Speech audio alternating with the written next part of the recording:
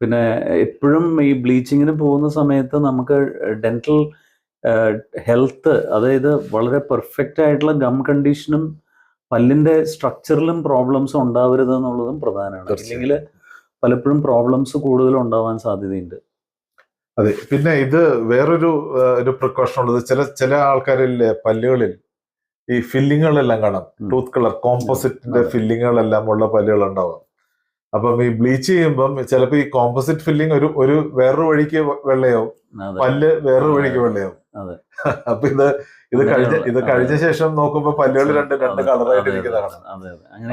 അപ്പം ചില കേസിൽ അപ്പൊ ഫില്ലിങ് ചിലപ്പോ റീടച്ച് വരികയൊക്കെ ചെയ്യേണ്ടി വരാം. അപ്പൊ അങ്ങനെയുള്ള കാര്യങ്ങളെല്ലാം നമ്മൾ അറിഞ്ഞിരിക്കുക. ചിലപ്പം വളരെ നന്നായിട്ട് ചെയ്തിട്ടുള്ള ഈ കോമ്പോസിറ്റ് ഫില്ലിങ്ങുകളെല്ലാം ചിലപ്പം നിങ്ങൾ കാണുന്ന ഡോക്ടർ പോലും ചിലപ്പോൾ മനസ്സിലാവില്ല അതൊരു ഫില്ലിംഗ് ആണെന്നുള്ള കാര്യം. അപ്പൊ അങ്ങനെ എന്തെങ്കിലും ഉണ്ടെങ്കിൽ അത് ഡോക്ടർ